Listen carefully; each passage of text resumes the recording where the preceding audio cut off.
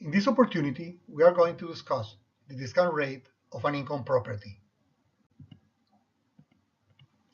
In previous videos, it was explained how to calculate the present value of an income property by taking into account the different risks of each component of the free cash flow. So we used different cash flows and we discounted each one of these cash flows at the different discount rate. This approach was later used to estimate the terminal value when it is represented as a growing perpetuity. In this opportunity, we will elaborate on the same idea to come up with an overall discount rate for the property, meaning we are going to estimate the discount rate that is necessary to use to discount the free cash flow of the property in order to obtain exactly the same present value that we obtained using the methods that we explained before. As a consequence of this analysis that we are going to do today, we are going to estimate as well the value of the land. Let's explain the procedure. The overall discount rate will be first estimated by calculating the present value of the property under the assumption that it is under a steady state equilibrium. This means that all cash flows behave as a growing perpetuity from time zero. Next, the common discount rate that we explained before, and that makes the present value of the free cash flow equal to the present value obtained through our proposed method, is found. We will illustrate with the following example. Let's say that we have the following property. Gross effective income plus other income is 6 million in year 1, gross yield 7%, corporate tax rate 30%, expenses and recoveries in year 1, 120,000, major maintenance in year 0, 2 million, and that is the year of the first maintenance, and then major maintenance will be done every 10 years. Integral rehabilitation in year 15, which is the first year of the rehabilitation, is 25 million, and it will be repeated with a frequency of 30 years. The risk-free rate 5%, the inflation rate 2%. Depreciation charges for year 1 is 100,000. Of this, 20% corresponds to major maintenance and 80% corresponds to rehabilitation, integral rehabilitation. Next, we calculate the present value of the property in the same way that we did it in a previous video.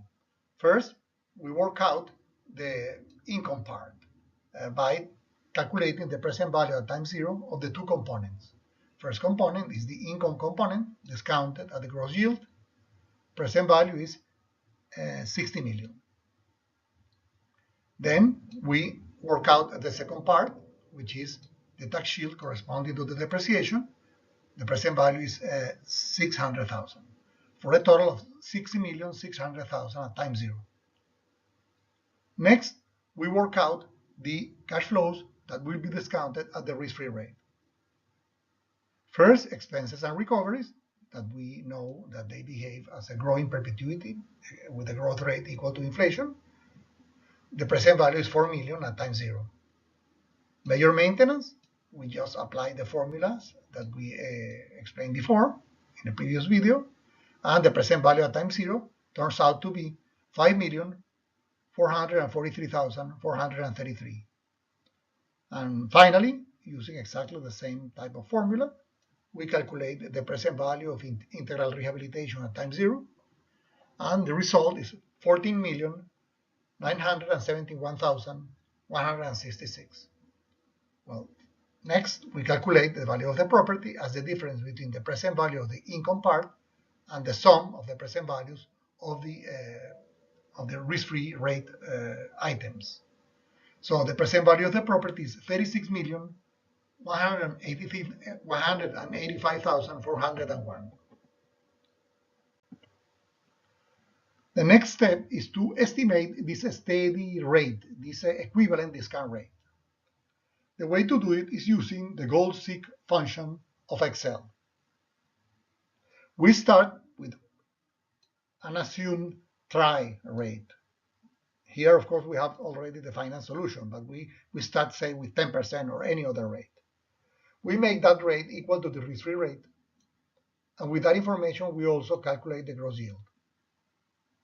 Next, we just recalculate the present value of the property, discounting the income cash flows with this gross yield rate, and the risk-free cash flows, we use this steady rate as well that we assume, say 10%.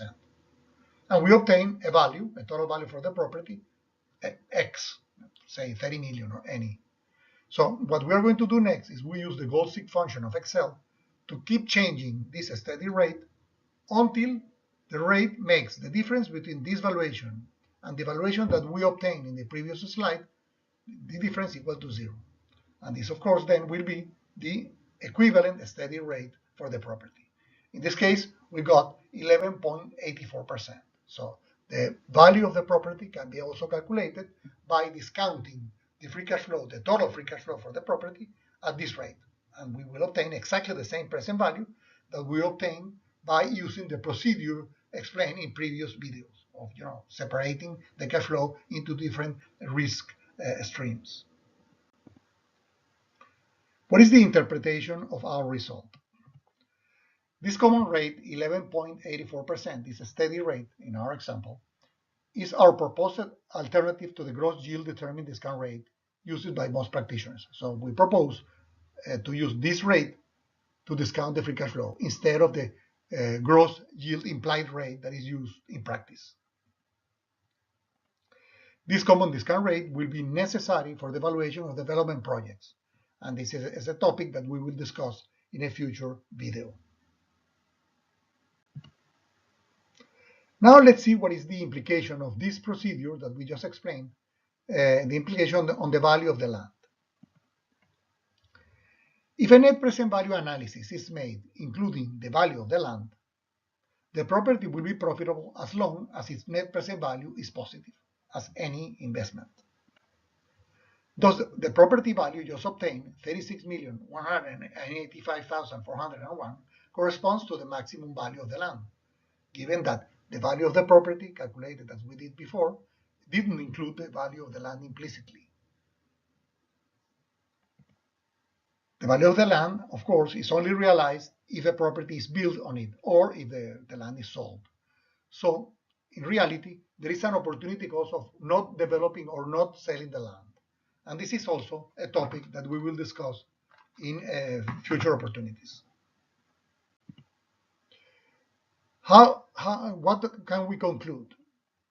Well, in previous videos, it was explained how to calculate the present value of an income property by taking into account the different risks of each component of the free cash flow. By assuming cash flows in a steady state from year 0, in this opportunity, we have elaborated on this idea to estimate an overall discount rate for income properties. The value of the property corresponds to the maximum value of the land. And this value of the land is consistent with the HBU, highest and best use principle. And that's all I wanted to share with you today. Thank you.